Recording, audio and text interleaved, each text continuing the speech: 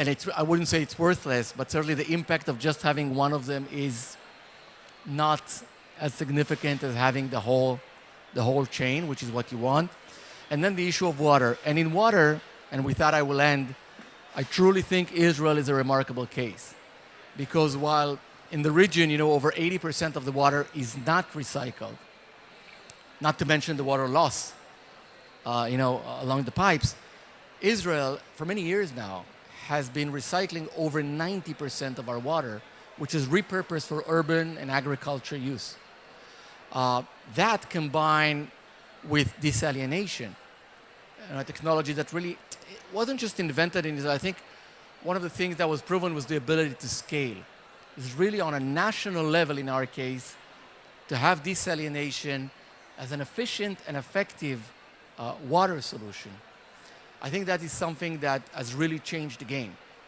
And in my mind, can be put into use throughout the region.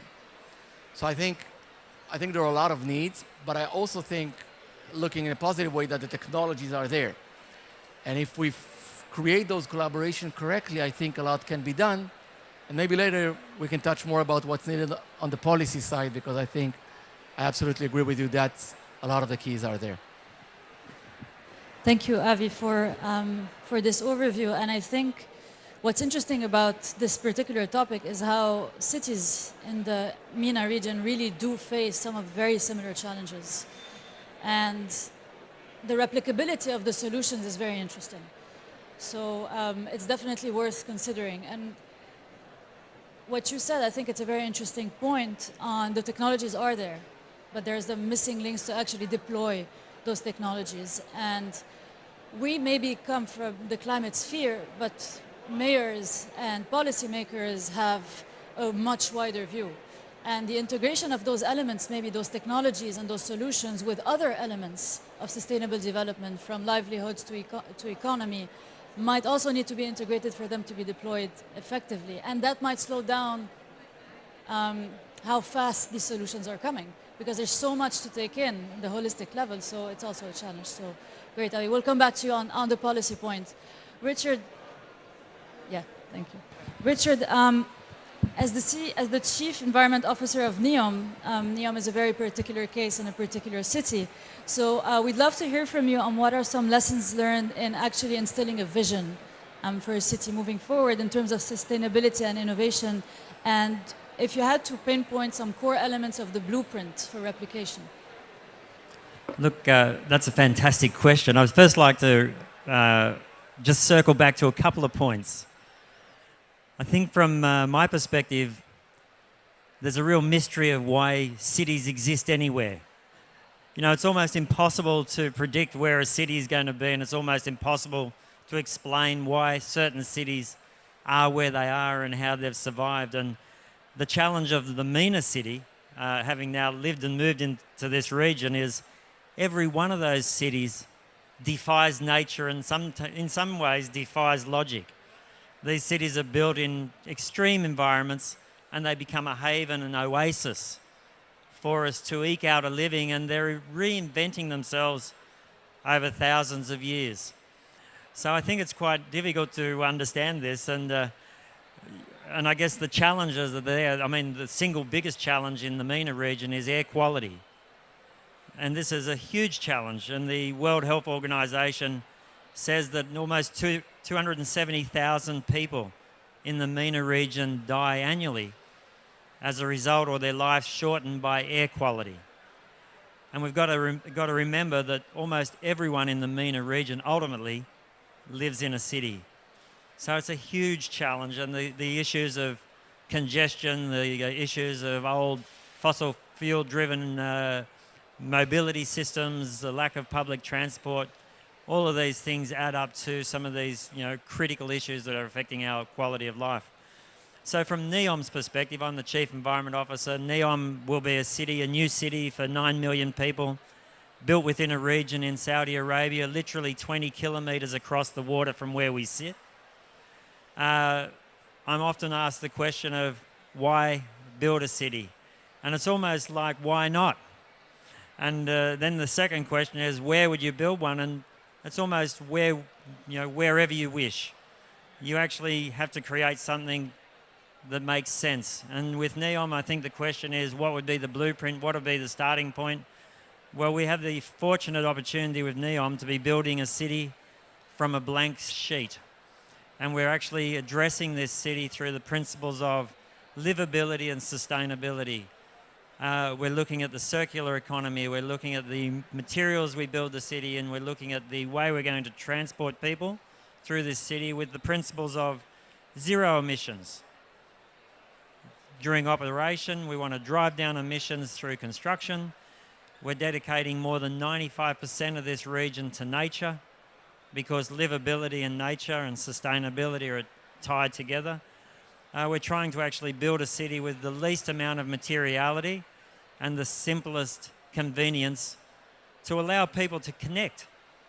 Because I come back to my first point, cities exist because people want them to exist. Cities exist because people come together to coexist, to trade, to share, to rear their families. And it's a very hard thing to put a finger on. And I guess from my perspective, I've got the challenge and the privilege to be involved probably in once in a generational opportunity to build a new smart city. But this mystery of what will be the piece, what is the soul to the city that's going to attract people and bring them there with a simple philosophy of coexisting in the most peaceful and harmonious way is something that we can't predict.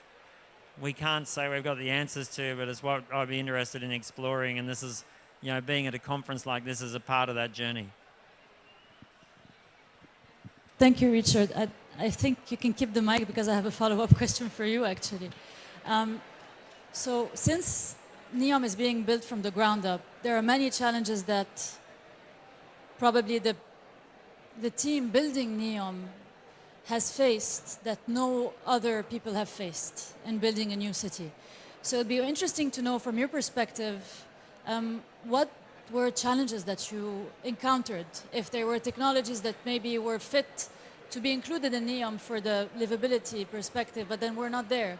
Or, for example, the deployment was slow. Or, so that I think that could reflect into the existing cities in terms of what challenges they might face if in a new city these challenges exist. I think, look, the challenges can be summed up in three ways. The first is having a coherent vision and getting people, and particularly the decision makers, on board to completely transform your thinking. It's very easy to slip back into building what we know. Anyone can build a building or build a city that's unsustainable, but very few people can actually understand how to build or even imagine how to build a city that's going to be fit for the future and address the challenges we currently face, because we're stepping into uncharted territory. That'd be the first thing. So having the vision and the faith of those that can make the decisions to drive it. And we're very fortunate in NEOM, in our chairman and our Crown Prince, that they've set an outrageous, almost scary vision, an exciting vision. The second challenge for us that we're facing now is that we have the will, but we don't necessarily have the how. And even when we get the how, because this is such a large project, this is possibly the world's most significant construction project, will be maybe for the next decade, that we don't have the industry and the support and the supply chain to provide us with the technologies. So we're creating the demand, but the world is not ready to serve that demand. That's the second big challenge. And this is going to be something we need to create together. And I think then the third challenge is to overcome people's fear and their current knowledge. It's one thing to have leadership, it's one thing to have capacity and to bring innovation. It's another thing, the third biggest challenge for us is to free people from your prejudice, free ourselves from our prejudice, and actually try to think, project, get communities and public to project forward for future generations. And that's a really significant, it's almost like a philosophical challenge and a practical challenge to take people on this journey with you. And that'd be the three big challenges that we're faced with. Thank you, Richard. I think that's incredibly interesting because these challenges you faced as part of NEOM head on, but I believe that some cities that already exist in MENA don't know that these challenges will actually be encountered if they want to move forward towards a sustainability solution. So the value chains may not be keeping up. Prejudices and lack of flexibility maybe for policymakers and decision makers to embark on that journey, I think is also replicable in existing cities. And also, yeah, I think that echoes into one of the issues. So I want to go back to Avi, if you want to touch on that, but also understand what might be some enablers to accelerate the change. Yeah. Let me just say, I mean, it's not just a remarkable, it's an exciting vision, like you talked about. And I'm not in the building cities business, but I've been in the innovation business for 30 years, both as an innovator, as an investor, in many, many different hats. And to me, your description was very much like a startup. That's what we try to do, with the advantages that you don't have any legacy, which is an advantage, and then all the disadvantages or challenges or opportunities that you talked about. Of course, with the small caveat that a city, I think as Richard beautifully depicted in his introduction, is a living organ. So you cannot, by definition, forecast what will be the need. You need to build it in a way that will enable you to really bring in, change, modify whatever components that are needed. Super hard and yet super exciting. So definitely a vision to applaud. And I think a lot of lessons could be learned and will be learned. I know for a fact that the world is looking. The world is looking to see the outcome of this ambitious project. And of course, you don't need necessarily to copy and paste everything. It doesn't work. But I think a lot of best practices will be learned, and a lot of new markets and new products will be created, as Richard said. I think for a city that has legacy and really wants to bring it in, I would just maybe mention a few enablers or key issues that are always there when innovation meets the public sector. So first, stating the obvious, but it's important to mention that bureaucracy kills innovation. It kills innovation.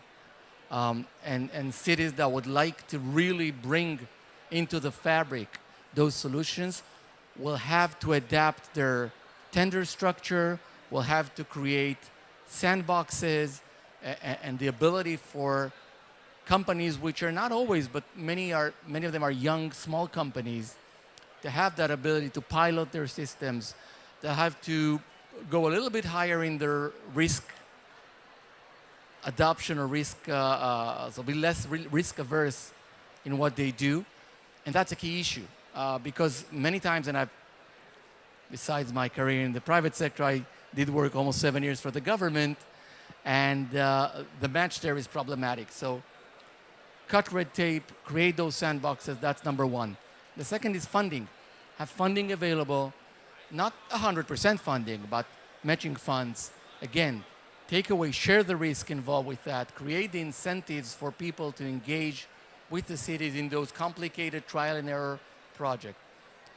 The third one that I will mention is internal champions and innovators. From my experience, it's important, so obviously top commitment is key. We have an extreme case where, right, MBS himself is pushing this forward, but it's important to have those internal champions that wake up in the morning and that's their job. Their KPIs depend on that. That's what you're expected to do. And that's extremely important. And the fourth really is broader, but as I've said, is create those public-private partnership in a smart way that would really manage to do those early success, but also create those frameworks. All of these are very simple to describe, as I've just did. Extremely hard to implement. Extremely hard to implement. But I think the beauty is that they're not theory. I think we can and should learn from cities that have successfully implemented those, and while recognizing that like a plant or a good wine, you cannot copy and paste. You cannot expect the same wine, the same one coming in Australia to be exactly like the one in Bordeaux, but it can be a really good wine. An extremely good wine. It'll be a different wine, but In order to make that extremely good wine, you do need to learn the best practices of winemaking and apply them to your specific terroir, your climate, your soil, your culture. So I think these are some of the key issues. And again, I do want to emphasize over and over again, it has to include collaboration. Innovation loves collaboration. The more you do that, regardless of how big your budget or vision is, there's no way in achieving it without collaborating with multiple players around the world. Sorry. Thank you, Avi, for those key elements. I think moving forward into climate action, the discussion is never separated anymore. At least when it comes to addressing the effects of climate change, private sector needs to be there, all non-state actors need to be there, and especially at the city level, because they are solution bringers, but are also not subject to some of the constraints that the public sector is subject to, and therefore can be much quicker in instilling those solutions. I want to go back to Abir first, if you have any thoughts on the matter, and also second, maybe to address the element that is common to all cities, but especially in MENA, which is the element of disruption, and how technology and innovation can address those elements of disruption, which are not only affecting livelihoods and ecosystems, but economies. And in terms of the dollar value of those, of not addressing or of inaction in cities, what are the implications here for innovation? Yeah, thank you. So I heard two very strong words that touched me. So you described the city as a living organism, and Richard, you spoke of the soul of the city. So I was actually thinking of, people. And one of the things that we should touch on is this connection with nature, which is lacking in the MENA cities. We're less connected with nature than we were before, fighting nature in some way, yeah. So to me, we need to bridge that to make a change, because that connection changes people, and people will make the change. People are the cities, right? So awareness becomes, part of the collaborators are the people living in the cities, and an awareness is very much needed. But awareness to bring about this behavior change, the lifestyle change, because it starts within us. So I just wanted to add this to the discussion here. In terms of disruptions and how we can change this, I think that we need to flip this totally, the narrative. I think we should be looking at disruptive, technologies or situations to find the opportunity in them. So I can give you, an example where we're looking for green construction materials, right? So we're saying, okay, this is gonna cost us so much, and we have to put a lot of investment, etc. But the reality is everyone else is moving towards that direction. So looking at MENA in isolation, maybe not the right thing to do, but looking at the global picture, then you would see that premium, if we're investing now, is gonna bring a lot of profit. I'm just talking financials. So wherever there is a challenge, there is an opportunity, and there is a way of flipping that. And that's what we need to look, this is the way, the mindset that we need to be looking at.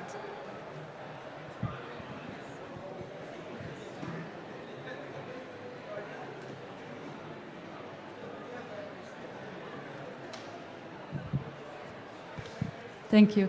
Sorry. I think that's a very interesting perspective, and this narrative has been used so much in justifying climate action to policymakers. The inaction costs way more than the action in the long run. And I believe even some multilateral development banks came up with assessments on cost of adaptation, for example, with the known shocks and the known impacts to cities. If there is an upstart investment at the beginning, what will be that return? And it's justifiable. In monetary terms, it's totally justifiable. So this is a very good point. And proactiveness rather than reactiveness is something that may be lacking in cities in general, but also the MENA region. I think the collective amount of experience on this panel is really impressive. So I would give back the floor to each of you one last time, maybe to give one key message. There's a lot, I think, to digest from all perspectives. When people are being asked about solutions, there is a bit of overwhelming amount of recommendations, but also frustration at the slowness of how these things actually get picked up in real life and in practical terms. So it would be great to hear from you maybe what would be one key message before we close for today.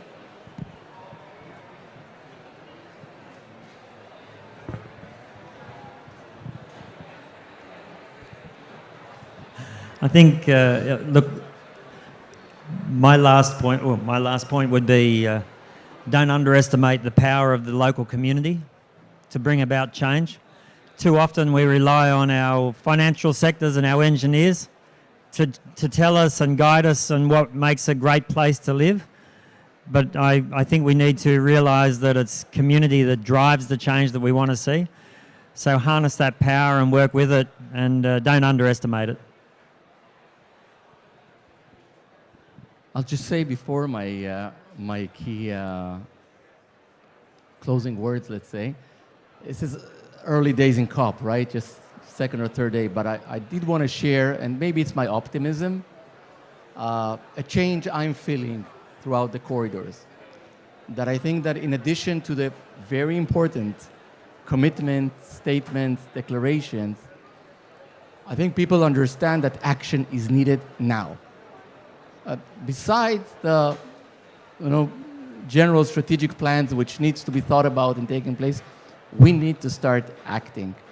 And I think we need to take that spirit that I'm sensing and really put practical elements on the ground. So that's just something I'm feeling. Again, that's my optimism, but I think there's a sense of urgency that I haven't felt, let's say last year's or the year before that. My closing word would really be about what I said. I think maybe following up on what Richard said about communities, I think within the region, we have the will and we have the power. We have the brain power, we have the knowledge, we have everything that is needed to start laying out the issues, learning from each other, and actively using the power of innovation and technology to really cope with the challenge, which is common, but also, I fully agree with you, Abir, a huge opportunity that lays in front of us if we act correctly. To me, my key message would be, we know the answers, we know what to do, so we need to do it. And we also know that the solutions are there in nature and within us. The answers are there, we just need to act upon them. Thank you so much, everyone. And I think one last key message for me today would be that what I hear is that when designing those solutions, when innovating, people should be at the center of those decisions. And if we don't lose sight of this objective and the safety of the people and the ecosystems, I think we would be in good hands. So thank you very much for being here with us today and wishing you a nice day ahead. Thank you.